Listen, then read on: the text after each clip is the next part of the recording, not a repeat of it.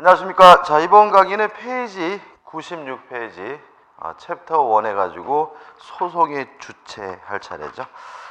1번 문제를 보시면 법원의 기피 신청에 관한 다음 설명 중 가장 적절하지 않은 것은 1번 기피 신청을 기각한 결정에 대해서는 즉시 항고할 수 있으나 왜요?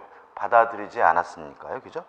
기피 신청을 인용한 결정에 대해서는 받아들였으니까 굳이 다툴 필요가 없겠죠. 즉시 항고를 할 수 없다. 맞는 질문이죠. 2번 기피 사유는 신청한 날로부터 3일 이내에 서면으로 소명하여야 하고 기피 원인이 되는 사실을 구체적으로 명시하여야 한다. 무슨 말인지 이해하시죠? 그죠? 왜 이 법관이 싫은지, 이 법관이 참여하면 재판이 공정하지 않은 것인지 그것을 소명하는데 서면으로 해야 된다는 점 주의하시고, 또 며칠 이내에 해야 되죠? 3일 이내에 해야 된다는 것도 주의하셔야 되겠죠. 3번 합의 법원의 법관에 대한 기피예요. 그러면 지금 판사가 3명이죠. 그러면 누구한테 이 양반은 문제 있으니까 기피하겠습니다 라고 신청해야 되냐면 당의 법관, 해당 법관에게 신청하는 것이 아니라 소속 법원에다 신청하면 되고요. 수명 법관, 수탁 판사 또는 단독 판사는 어차피 판사가 한 명밖에 없으니까 어쩔 수 없이 그 당의 법관에게 신청해야 됩니다. 따라서 3번은 앞과 뒤가 뭐죠? 뒤바뀌어 있죠. 다시 한번 말씀드리면 합의 법원의 경우에는 재판관, 판사에 대한 기피 신청은 소속 법원에다 신청하는 거고요. 그 다음에 수명 법관이다, 수탁 판사다, 단독 판사다, 판사가 한 명인 경우에는 해당 법관, 다시 말하면 당의 법관에다가 신청하게 됨을 주의하시기 바랍니다. 답은 뭐죠? 3번이죠. 4번 기피 신청에 대한 재판은 기피당한 법관의 소속 법원 합의부에서 결정하여야 하고 기피당한 법관은 그 결정에 관여하지 못한다. 뭐 이해되시죠? 그죠? 왜냐하면 지 싫다고 해서 신청했는데 지가 판단하면 안 되겠죠. 다만 기피당한 판사의 소속 법원이 합의법을 구성하지 못한 때에는 직근, 가장 가까운 상급 법원이 결정하게 된다는 것도 기억해 두시기 바랍니다. 답은 3번이죠. 2번입니다. 법관의 기피에 관한 설명으로 옳지 않은 것은 1번 소송의 지연을 목적으로 하는 것이 명백한 기피 신청을 기각, 결정안에 대해서는 즉시 항고할 수 있으며, 다시 말하면 기각했으니까 다툴 수는 있겠죠. 그렇지만 문제는 소송 지연의 목적이 명백하다면 계속해서 재판은 진행할 수가 있기 때문에 이에 따라 재판 집행 정지 효력이 발생한다는 질문은 뭐죠? X가 되는 거죠. 답은 뭐죠? 1번입니다. 2번 변호인의 기피 신청권은 대리권이므로 이게 무슨 말이죠?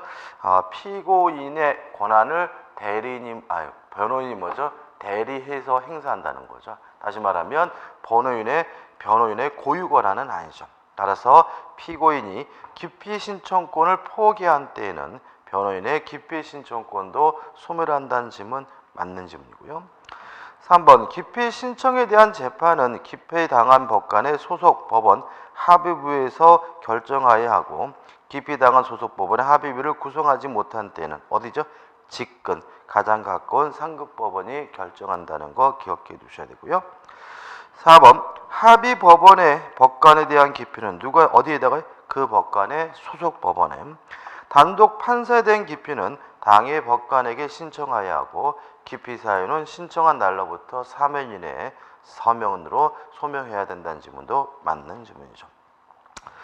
우측에 3번입니다. 다음 중 법관의 제척 원인에 해당하는 것은 모두 몇 개인가? 일단 2개고요. 여기서 제척 원인에 해당하는 것은 디귿번하고 리을번이죠. 디귿번 보시면 수탁 판사로서 이미 증거 조사를 했다면 제척 원인이 되고요. 리을번 약식 명령을 발부한 법관이 그 정식 재판의 항소심에 관여했다면 이것도 뭐죠? 제척 원인이 됩니다. 이 두 가지 기억해 두시고 2번이 답이죠. 넘겨보시면 4번 문제가 나오죠. 무죄 추정의 원칙 등과 관련된 판례 내용 중 가장 적절하지 않은 것은, 일단 무죄 추정의 원칙이라는 것은 유죄 판결이 확정될 때까지 일단 무죄로 뭐 한다는 거죠? 추정한다는 거죠. 그래서 불가피한 사항이 아니라면 그 사람에 대해도 유죄 판결이 확정되기 전까지는 뭐죠? 무죄인 것처럼 생각해서 대우를 해줘야 돼요. 자, 1번이 답인데 보시면 교도소에 수용된 국민건강보험급여를 정지하도록 한 국민건강보호법 제4지구조 세4호는 수용자의 건강권은 인간 존엄성, 행복주권, 인간다운 생활을 권리를 침해한다 X입니다. 밑에 헌법재판소의 판결이 나와 있지만 지금 국민건강보험을 교도소에 수용이 되면 적용하지 않겠다, 배제하겠다는 것은 이 사람의 치료를 안 하겠다는 뜻이 아니죠. 누가 이제 치료를 직접 해주겠다는 거죠? 국가가 직접 해주겠다는 뜻이니까 어떻게 보면은 정당한 것이고 당연한 것이기 때문에 국민의 개인의 기본권을 침해하지 않는다라는 것이 우리 천재 판결의 취지죠. 따라 답은 뭐죠? 1번이 되는 거죠. 2번, 수용소가 구치소 및 교도소에 수용되는 과정에서 알몬 상태로 가운만 입고 전자 영상 장비에 의한 심체 검사기에 올라가 다리를 벌리고 용본을 보는 자세로 쭈그려 앉아 항문 부위에 대한 검사를 받는 경우 인격권 내지 신체 자유 등을 침해하지 않아 헌법에 위배되지 않는다. 맞는 지문이고요. 좀 당하는 사람 입장에서는 기분이 좀 나쁘겠죠. 수치감과 모멸감이 들 수 있는데 어쩔 수 없는 것으로 이해합니다. 따라서 2번은 답이 아니죠. 3번, 불구속 상태에 있는 지방자치단체장이 금고 이상의 형을 받고 그 형이 확정되지 아니한 경우 부단체장이 그 권한을 대행하도록 규정한 지방자치법 제111조 1항 제3호는 무죄 추정 원칙과 과잉 금지 원칙에 위배된다. 이것도 어떻게 맞는 질문이죠. 자, 이런 얘기죠. 형이 확정이 되면 그 사람은 유죄니까 당연히 그 사람이 업무 집행에서 배제해야 되는 건 맞지만 지금 형이 확정되지 않았어요. 그러면 확정되지 않았다면 아무리 지방자치단체장이라고 하더라도 뭐로 추정을 해줘야 돼요? 무죄로 추정을 해줘야 되고요. 그 사람은 업무 집행을 계속 해야 되는 것이니까 대행자를 정하는 것은 헌법에 반한다는 판례고요. 좀 기억해 두시면 되겠죠. 4번, 금지 처분을 받은 수용자에 대하여 금치 기간 중 접견, 서신 수발을 금지하고 있는 행영법 시행령 제145조 제2항 중 접견, 서신 수발 부분이 수용자의 통신의 자유 등을 침해하지 않아 헌법에 위배되지 않는다. 이거 어떻게 해요? 맞는 질문이 되겠죠. 그죠? 다시 말하면 금치 기간도 일종의 형벌이고 또 일종의 징계죠. 따라서 금치 기간 중은 영원일 수는 없을 거니까 일정 기간 동안인 것이니까 접견이나 서신 수발을 금지하는 것은 가능하다고 보고 있는 거죠. 답은 뭐죠? 1번이 되는 거죠. 5번 문제입니다. 법원의 관할에 관한 다음 설명 중 옳지 않은 것은 1번, 법원은 피고인이 그 관할 내에서 현재하지 아니하는 경우에 특별히 한 사정이 있으면 결정으로 사건을 피고인의 현재지에 관할하는 동급법원에 이송할 수 있다. 맞는 질문이죠.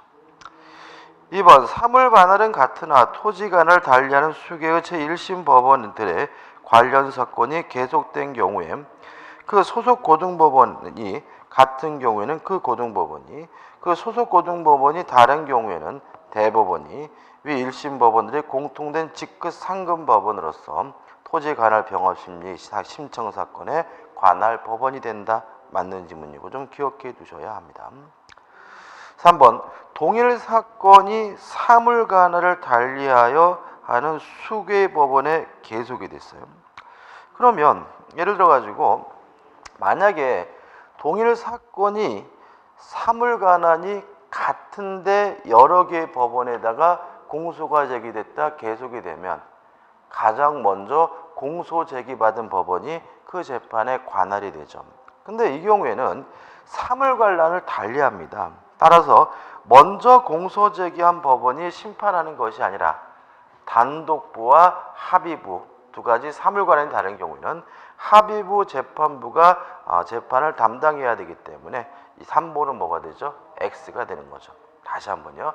같은 사건이 사물관할이 같은데 예를 들어서 뭐 다 단독부나 다 합의구나 여러 개의 법원에다가 소송이 제기가 됐다면 그 중에는 가장 먼저 소송을 제기받은 법원이 관할 법원이 되는 거고요.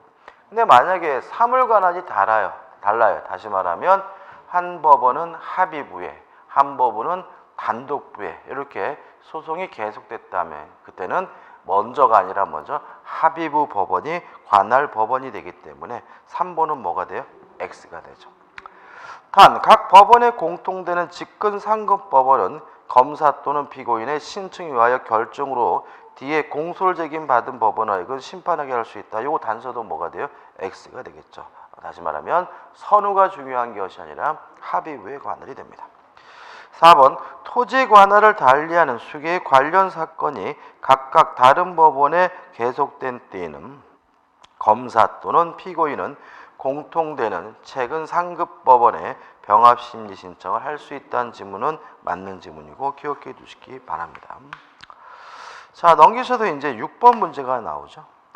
관련 사건의 관할과 심리에 대한 설명으로 옳지 않은 것은 간접정범, 공동정범, 협의의 공범, 필요적 공범은 관련 사건이고 공시법은 관련 사건이 아니다. X죠. 동시법이 뭔가요? 여러 사람이 동시에 범행을 저지른 경우를 말하고요. 이 동신법도 관련 사건에 포함하기 때문에 왜냐하면 답은 뭐죠? 1번이 되는 거죠. 그럼 이렇게 기억하면 되겠죠. 뭐 간접정범이다, 공동정범이다, 협의 공범이다, 필요적 공범이다 뿐만 아니라 동시범도 관련 사건에 포함된다라고 기억하시면 되겠죠. 2번 보시면 사물관할을 달리하는 수개의 사건에 관련된 때는 사물관할이 다르면 어디세요? 법원 합의부가 병합 관할하고요. 3번 사물관할을 달리하는 수개의 관련 사안이 각각 지방법원 합의와 단독부의 판사에 계속된 때는 합의부가 단독 판사에 속한 사건을 병합 심리한다. 이것도 어떻게 해요? 맞는 지문이고요. 4번 사물관할을 달리하는 수개의 관련 항소 사건이 각각 고등법원과 지방법원의 합의부에 계속됐어요. 그럼 여기도 누가 하냐면 고등법원이 지방법원 합의에 계속된 사건을 병합 심리하게 됩니다. 이것도 좀 기억해 두셔야 되겠죠, 그죠? 그래서 결국은 만약에 사물관할이 다른 경우에는 센 쪽이죠, 그죠? 단독부와 합의부면 합의부가 담당하고 또 고등법원 합의부와 지방법원 항소부가 그러면 어떻게 해요? 고등법원에서 담당하고 이렇게 좀 기억하면 되겠죠. 답은 1번이 됩니다. 7번입니다. 지방법원 합의부에서 2심으로 심리하는 사건. 그럼 결국은 지방법원 항소부를 말하고 군사법원이 재판권을 가지게 되었어요. 그러면 군사법원에다가 송달해 줘야 되겠죠. 그러면 같은 급의 법원에다가 송달해 주는데 군사법원은 2심이니까 뭐가 되겠어요? 고등법원이 되겠죠. 따라서 법원이 해야 할 사건 처리 방법으로 가장 적절한 것은 4번 고등군사법원으로 이송 결정이 답이 됩니다. 8번입니다. 관할에 관한 설명으로 옳지 않은 것은 1번 관할 지정의 신청과 마찬가지로 관할 이전의 신청도 검사만이 할 수 있다. X입니다. 관할 이전은 검사뿐만 아니라 피고인도 할 수가 있다는 거 좀 주의하시기 바라고 답은 뭐죠? 1번이 되는 거죠. 그 다음에 2번 항소심에서 공소장 변경에 의하여 단독 판사의 관할 사건이 합의부 관할 사건으로 된 경우에 사건은 관할 법원은 뭐가 되죠? 고등법원이 된다는 거 좀 기억해 두시고 그 다음에 3번 법원은 피고인이 그 관할 구역 내에서 현재 하지 아니한 경우에 특별한 사정이 있으면 결정으로 사건을 피고인의 현저지로 관할하는 동급법원에 이송할 수 있다는 지문은 맞는 지문이고 어떻게 보면 당연한 지문이죠. 4번은 뭐 직근 상급법원에 대한 내용인데 앞에서 나왔던 지문이니까 한번 읽어보시고 기억해 두시면 되겠죠. 9번입니다. 법원의 관할에 대한 설명으로 옳지 않은 것은 1번 관련 사건이 지방법원, 항소부, 고등법원에서 각각 계수가 됐어요. 그러면 누가요? 고등법원이 병합식리하게 할 수가 있을까요? 있는데 보시면 각각 계속된 때에는 공통되는 직근상급법원, 검사 또는 피고인의 신청에 의하여 한 개의 법원으로 하금 병합 심리하게 할 수 있다. 이 지문은 뭐죠? X가 되고요. 한 개의 법원으로 병합 심리할 수 없다라는 것이 우리 판례의 입장입니다. 교재 넘겨보시면 해설이 나오는데 이게 지금 한 개 법원으로 병합 심리하려면 판례에 나와 있는 것처럼 동종, 동등의 법원을 말하고 사물 관할도 일단 같아야 되겠죠, 그죠? 따라서 이 경우에는 근거가 없다라고 판시하고 있으니까 좀 기억해 두시기 바랍니다. 답은 뭐죠? 1번이죠. 우리 판례 입장이죠. 판례 한번 결론 읽어볼까요? 자, 102페이지 면에 보시면 피고인 갑의 관련 사건이 마상지방법원 항소부와 부산고등법원에 각각 계속되어 있다. 이에 갑은 항사소송법 제6조에 의하여 토지관할의 병합심리를 대법원에 신청하였다. 이 경우 토지관할 병합심리가 가능한지 여부에서 소이란 말은 허용되지 않는다는 취지니까 좀 기억해 두시기 바랍니다. 그 다음에 3번 항소심에서 공소장 변경에 의하여 단독판사 관할 사건이 합의부 관할 사건이 된 경우에는 법원을 관할권이 있는 고등법원에 이송해야 한다. 맞는 지문이고요. 3번 피고인이 담당 법관에 대하여 기피 신청을 하였고 위증을 한 증인이 다른 법원 관할 내에서 검찰청에서 조사받고 있는 경우 재판을 공정을 유지하기 어려운 염려가 있다고 할 것이므로 관할 이전할 필요가 없다는 지문도 뭐죠? 맞는 지문이다. 그 다음에 4번 7호 감호 사건이 지방법원에 청구되어 피고 사건의 항소심 당상 지방법원 합의부에 배당된 경우 그 합의부는 7호 감호 사건과 피보 사건을 모두 고등법원에 이송해야 한다는 지문도 맞는 지문이 됩니다. 다 우리 판례들 내용이죠. 자, 넘기셔가지고 10번입니다. 다음 설명 중 옳지 않은 것은 1번 피고인이 변론 종교 후 재판부의 편파성을 이유로 기피 신청을 했으나 법원이 소송 진행을 정지하지 않고 판결을 선고한 것은 판결에 영향을 미친 절차 위반으로 상고 이유가 된다. X입니다. 상고 이유가 될 수가 없습니다. 우리 판례는 정지될 소송 진행은 결국 판결 선고는 빼야 된다는 거죠. 다시 말하면 판결 선고는 이미 심증이 확정이 됐고 그 확정된 내용을 대외적으로 발표하는 것이니까 굳이 정지할 필요가 없다는 것이 우리 판례 입장입니다. 따라서 기피 신청에 대한 상고에 대해서 판결만은 정지되지 않고요. 판결만은 원래 절차에 따라서 계속 진행할 수 있다는 거 주의하시기 바라고 답은 1번이 되는 거죠. 2번 공소 제기 전에 검사의 증거보전 청구에 의하여 증언신문한 판사는 재척 사유인 전심재판 또는 그 기초가 되는 조사심리에 관하여 법관에 해당하지 않는다. 맞는 질문이고요. 3번 사물관을 달리하는 수개의 관련 사건이 법원 합의부와 단독판에 계속된 때는 어디세요? 법원 합의부가 결정으로 단독 판사에 속한 사항을 병합 심리할 수가 있고요. 4번 동일 사건이 사물관원이 같이 하는 수개의 법원이면 먼저니까 순서에 따르니까 먼저 공소를 받은 법원이 심판하며 나중에 공소를 받은 법원은 결정으로 공소를 기각하여야 한다는 지문도 맞는 지문이 되겠죠. 자, 11번입니다. 상해 혐의로 징역 1년을 선고받고 피고인만이 항소한 사건이에요. 자, 여기서 우리가 좀 생각해 볼 것은 뭐냐면 불이익 변경 금지 이 원칙이라는 겁니다.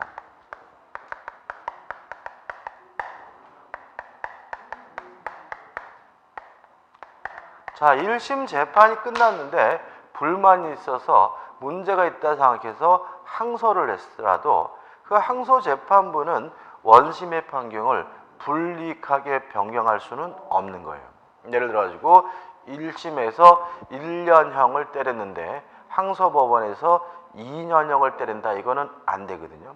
근데 가끔 우리가 언론에서 보다 보면은 더 가중해서 중한형으로 처벌받게 됐다는 말이 나오는데, 이 불이익 변경 금지 원칙은 언제 적용되는 거냐면 피고인이 상소한 경우면 적용되는 거죠. 따라서 검사가 상소한 경우에는 뭐 되지 않아요? 적용되지 않아요. 그래서 만약에 검사가 상소한 경우에는 원심 판결보다 중한형으로 판결하는 것이 뭐예요? 가능하거든요. 그럼 여기서 문제에서 어떻게 되냐면 피고인만이 항소를 했어요. 그럼 이거는 검사가 항소한 것이 아니라 피고인만이 항소한 것이니까 항소법원은 불이익 변경 금지 원칙에 따라서 더 중한형으로 뭐 할 수 없어요? 처벌할 수 없다는 거 머릿속에 기억하시고, 지방법원 합의가 심리하던 중 검사가 상해치사로 공소장 변경을 신청하였어요. 이에 대한 법원의 조치로 옳은 것은 모두 몇 개인가? 일단 기억,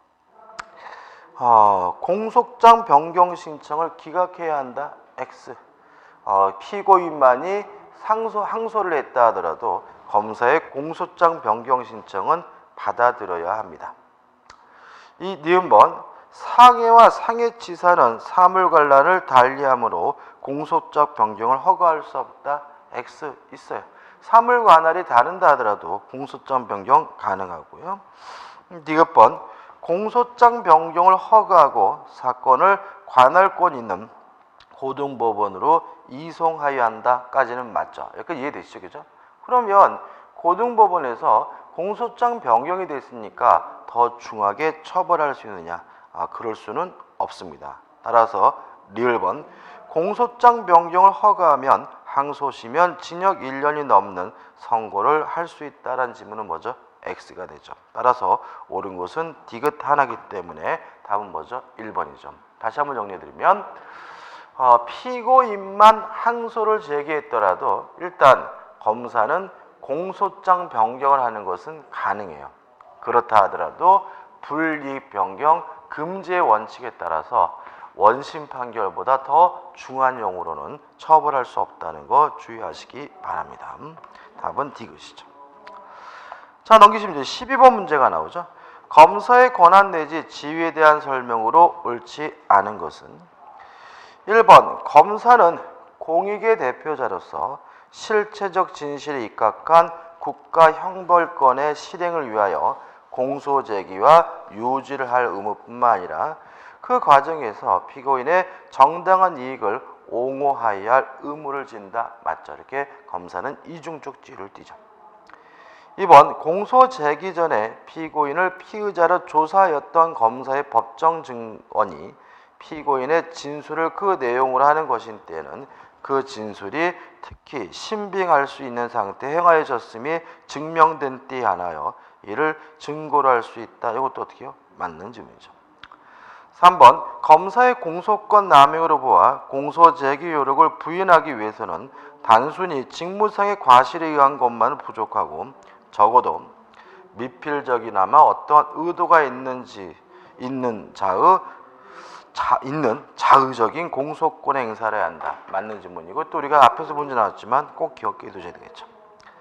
4번, 공판 개정 후 공소 유지를 담당하는 검사가 교체된 때는 공판 절차를 갱신하여야 한다. X예요. 여기서 갱신한다는 말은 앞에 했던 것들을 다시 한다는 거거든요. 예를 들어 가지고 검사가 아니라 판사가 교체가 됐으면 갱신해야 돼요. 왜냐하면 판사는 그 전에 기존의 재판 절차에 참여하지 않았기 때문에 심증 형성이 어떻게 해요? 안 돼 있는 상태죠. 따라서 판사가 갱신됐으면 다시 한다, 갱신해야 되지만 검사가 갱신되는 것은 검사가 판결을 내는 것은 아니니까 굳이 갱신할 필요는 없겠죠. 답은 뭐죠? 4번이 됩니다. 13번이죠. 거증 책임에 대한 설명으로 옳지 않은 것은 1번 형사재판에서 공소가 제기된 범죄 사실에 대한 증명 책임은 물론 검사에게 있고 유죄 인정은 법관으로 하여금 합리적인 의심을 할 여지가 없을 정도로 공소 사실이 진실한 것이라는 확신을 가지게 하는 증명력을 가진 증거에 의해야 한다. 맞죠? 다시 말하면 무죄 추정의 원칙상 피고 스스로가 무죄임을 스스로 뭐 할 필요 없어요? 입증할 필요가 없고요. 검사가 피고가 유죄라는 사실을 적극적으로 뭘 해야 돼요? 입증을 해야 되고요. 또 무죄 추정의 원칙상 어느 정도 입증이 돼야 되냐면 법관에게 합리적 의심이 할 여지가 없을 정도까지 입증을 해야 돼요. 따라서 만약에 법관 입장에서 합리적인 관점에서 의심할 여지가 있다면 아직 입증이 안 된 것이기 때문에 무죄 판결이 날 수가 있죠. 그래서 보통 우리가 언론 같은 데 보도가 되면 뭐 범죄를 저지를 가능성이 대단히 커요. 물론 판사도 이놈이 범인이라는 사실이 맞다는 것을 알고 있겠죠. 그죠? 다시 말하면 가능성이 커요. 그래도 판사는 무죄 판결을 해줘야 되는 거죠. 왜냐하면 가능성이 크다는 이유만으로는 유죄 판결할 수는 없고요. 지문에 나와 있는 것처럼 의심할 여지가 없을 정도까지 돼야 비로소 법관은 유죄 판결할 수 있음을 유의하시기 바라고, 이게 일종의 무죄 추정의 원칙이죠. 그러다 보니까 이제 이렇게 인터넷 같은 거 보면은 누가 봐도 요놈이 죽은 게 맞는 것 같은데 자꾸 법관이 뭐예요? 무죄 판결한단 말이죠. 그러다 보니까 이제 댓글 보면 우리나라 사법부 썩었다는 둥, 또는 뭐 판사가 돈 먹었다는 둥, 막 이런 식으로 접근하는 댓글들을 제가 많이 보는데 그게 아니죠. 다시 말하면 판사는 가능성이 많다는 이유만으로, 죽였을 것 같다는 이유만으로 유죄 판결할 수는 없고요. 의심이 없는 정도까지 입증이 돼야지만 유죄 판결할 수 있습니다. 이게 결국은 뭐가 되는 거죠? 이게 무죄 추정의 원칙인 거죠. 2번 공소 제기 전에 피고인을 피의자로 조사했던 검사의 법정 증언이 피고인의 진술을 그 내용으로 하는 것인 때는 그 진술이 특히 신빙할 수 있는 상태에서 행위해 줬음이 증명된 때 하나요. 이를 증거로 할 수 있다. 맞는 지문이고 기억해 두시기 바라고. 이거 죄송합니다. 지금 이제 제가 지금 엉뚱하게 읽었죠, 그죠? 13번의 2번 지문입니다. 13번의 2번 지문. 횡령죄에 있어서 불법 영등의 의사에 관한 입증 책임은 검사에게 있으므로 불법 영등의 의사를 인정할 수 있는 사정을 검사가 입증해야 된다. 이것도 어떻게 해요? 맞는 지문이죠. 결국은 1번과 2번을 합쳐서 뭐가 되는 거죠? 무죄 추정의 원칙이죠. 3번 명예훼손죄의 위법성 조각 사유인 적시한 사실이 진실성과 공익성에 대하여 그 부존재를 검사가 엄격한 증명에 의한 방식으로 입증해야 한다. X입니다. 자, 이런 문제죠. 어떤 사실이 보도가 됐는데 그 사실에 대해서 명예훼손죄에 해당해요. 그럼 일단은 위법한 것이죠, 그죠? 다만 그것이 진실한 것이고 공익성이 있다면 뭐하지 못해요? 처벌하지 못하고 위법성이 조각이 되거든요. 이거는 검사가 아니라 피고인 측에서 증명해야 됩니다. 다시 말하면 검사는 명예훼손죄에 해당한다는 구속 요건을 입증하면 되고요. 위법성 조각 사유는 누가요? 피고인 측에서 입증해야 되는 거죠. 따라서 진실한 것이다, 또 공익에 부합한다는 사실은 검사가 아닌 피고인이 입증해야 되므로 답은 뭐죠? 3번이 되는 거죠. 4번 검사 작성의 피의자 신문 조서에 기재된 진술의 임의성을 다툼이 있을 때에는 그 임의성을 의심할 만한 합리적이고 구체적인 사실을 피고인이 증명한 것이 아니라 검사가 그 임의성의 의문점을 없애는 증명을 하여야 한다. 이것도 어떻게 해요? 맞는 지문이고 기본적으로 어떻게 해요? 기억해 두셔야 되겠죠. 그럼 이렇게 기억하면 되겠죠.